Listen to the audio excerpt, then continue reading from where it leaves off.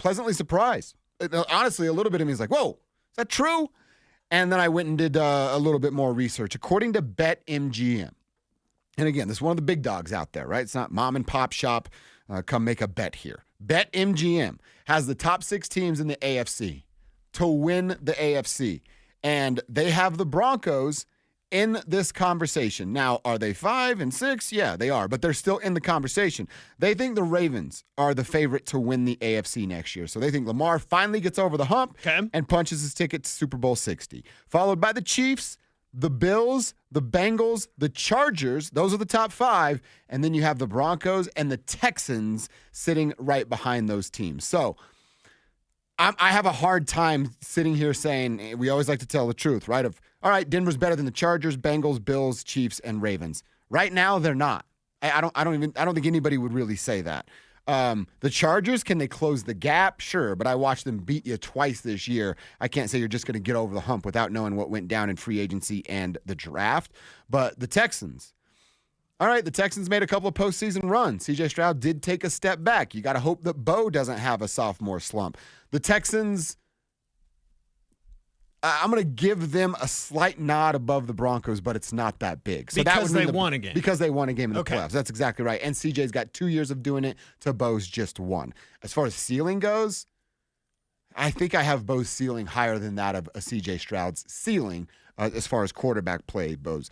But, I mean, right now, if I'm putting the Texans in front of them by a slight margin, we're still talking about the Broncos from 9 straight years to being a bottom 6 team to after Bo's rookie year being a top 6 team. What a turnaround, because we're debating if they're a top 6 team. Yeah. I think you could put them higher than that. Really? I do. And now it would come down to postseason success, because what gets in the Ravens' way?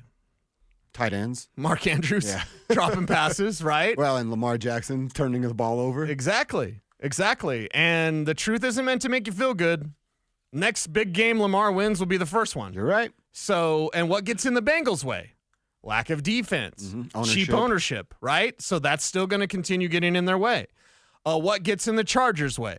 Ownership. Historically, they choke, right? Okay, so if we look at those 3 teams, I'm not even talking about the Bills. Let's put them in there. Hey, they choke too. Yeah. So you have 4 teams in front of the Broncos, then the Chiefs, and who's the other one? The Ravens. Oh, no, we talked about the Ravens. The Bengals. We did Buffalo, Cincy, Chargers, Ravens, Chiefs. Oh, well, 5. Sorry. Yeah. Broncos are 6. Don't make me do math. So the one team that we really can't say what would get in their way is Kansas City, who just got punked in the Super Bowl. Well, and the Chiefs might be getting in their own way, exactly. Which gets in the way. Exactly, right. So, and now the argument could be made Sean Payton gets his own way, in his own way. That happens from time to time. But at this moment, this sounds like recency bias to me. Because you can take all those teams, and Cincinnati didn't make the postseason, but you can take Joe Burrow, and it's Josh Allen, it's Lamar Jackson, and it's Pat Mahomes, and it's Justin Herbert. I think I got them all. Yeah, that's fine. But there's problems with each one of those teams. There's problems with Denver. So how do you fix them? Again, during the non-playing season when it's GM versus GM, how do you fix these things? Who comes out ahead? What's the difference? Why is Denver 6? Why aren't they 5? Why aren't they 4? Why are the Bengals ahead of them? They don't have a defense. They've got a couple of players defensively that they may lose, by the way. Right. I was going to say that. They have defensive players, but they also have to pay 2-star wide receivers after paying a quarterback. Yep. Starting to get tight in the bank account. Sure. And it's Joe Burrow's going to take deferred money. Fine. How are you going to pay for the defense? Then what about your coaching? I was told during the year last year, Zach Taylor's in trouble.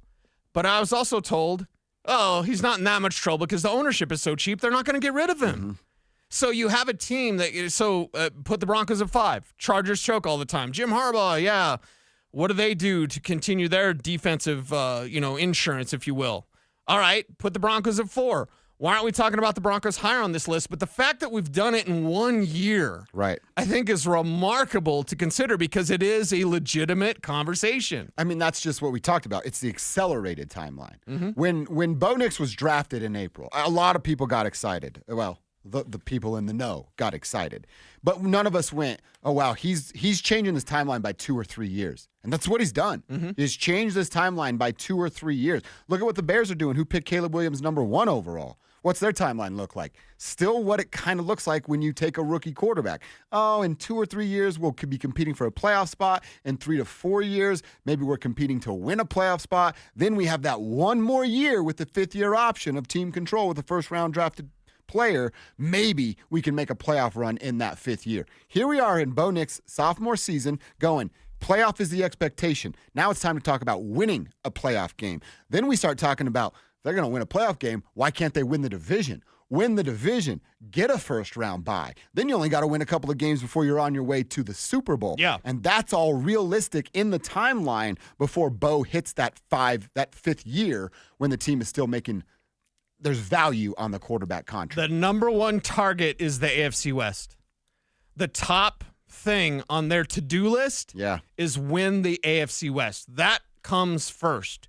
Because once you win your division, then you're thinking, okay, can you win the first round bye? There's only one. But can you be the best team in the conference? But even if not, you have home field advantage. How would a home playoff game in Denver feel? Oh, dude. Feel amazing. I mean, we know how it used to feel. Undefeatable. I did get an email. I thought it was like a spam email. But I did get an email about the Broncos playing one of the most magical stadiums. And there are websites that like track this stuff, like Improbable Wins. Really? The Denver Broncos play in the most magical place that there is. It's called Mile High. Call it Empower Field at Mile High because we have to, but it's Mile High. So have a playoff game, a home game right here in Denver. That would be magical. And then with magical thinking, what is possible? Everything. Anything is possible. That's what KG said. That's right. So because of that, why aren't we talking about Super Bowl? Why are people afraid to? I know people are afraid, and I'm not saying you, but there's people that are afraid to be wrong. I don't want to say anything, so they don't say anything. But the possibility of a Super Bowl is larger than people admit. Maybe it's only 5%. Realistically. Sure. What is the chances of the Broncos winning a Super Bowl? Never tell me the odds. Damn it, that's a Star Wars quote. Never tell me the odds. Han Solo, look it up. But tell me the odds. He's like, well, according to BetMGM. No, that was C-3PO that would say that. Like, never tell me the odds. It's about plus 250 that he's going to kiss his sister. Go ahead. That was Luke. That wasn't Han. Oh. But the point is, what's my point? The point is, it's not 0%. And if it's 5%, I'll take that. Give me 6. If it's 10%, I'll take that. Give me 12. Mm-hmm. You know what I mean? Yeah. So, like, we need to be discussing the Broncos as a realistic Super Bowl contender, not because we're homies, not because we're homers or homeboys. How many homes I get in here? Home slice. We are homies, too. We are homies. Got to play Call of Duty, but we're homies. Yeah, true. That was my bad. We're not homers. We are the truth tellers. And the truth is they are Super Bowl contenders. They are. Mm-hmm. Maybe it's a small chance, but they got a chance. That's right. Yeah, I'm with you. It's, like I said, the timeline's accelerated. Everybody's timeline is going to look and feel a little different. What does yours feel like? 303-713-1043. That is the RamosLaw.com text line. Want to get to those. I got a question for you, Cease. I need your help. I need Texter's help. So I might need Alex's help back there, too.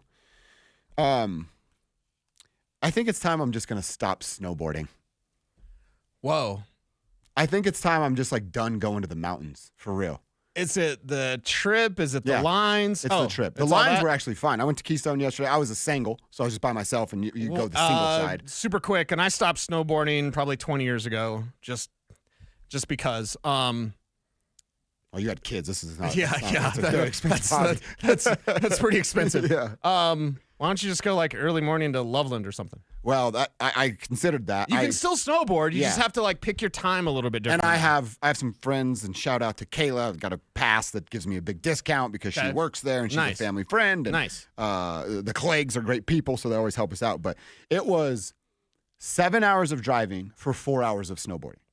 It's not worth it. And then I lost my AirPod case at Taco Bell because I had to stop and get a delicious burrito. Did you get a Baja Blast? Oh, you know I did, dude. Oh, yes. You know I did. Yes. If you go to Taco Bell and you don't get a Baja Blast, what are you doing? Exactly. Don't be that guy, It right, almost Alex? should be mandatory. They'd be at the door, and it's like the greeters at Costco or whatever. Yeah, Don't show me your show me. Here's your Baja Blast. You just walk in, you get it. Right, here you go. Baja Blast on the house. I drove 7 hours. I paid a ridiculous fee for a lift ticket, and it was 50% off, and still ridiculous fee. All right. I woke up at 5 in the morning to get there early. Yeah. And no wonder you can't stay up to play Call of Duty. exactly. So 7 hours of driving for 7 runs. I did 7 runs in 4 hours. Not worth it. It's not worth it. It's crazy. This leads me to our text line. We already have celebrity interactions today. Yeah. So send us your celebrity interaction. You saw Abraham at a bar. Yeah. And then he was It mean was to the you. Celtic, by the way. Thank you. The Celtic. Texas Thank you. and Danny. Thank you. So tell us more of those. But then also tell us, when did you stop competing? When did you stop hooping? See, when I don't did you like stop that. skateboarding? When did you stop? Because for me, and this is competition, it is, Alex, don't laugh at me. But I thought when I hit 40, I'm not going to play video games anymore. Guess who's over 40 and plays video games every day? Yeah. You. Me. Now, I've also thought that about motorcycle riding. I still ride motorcycles, right? So, and again, that's not competition, unless it's my just time to get here on time. Oh, wait till the summer. You're racing yourself.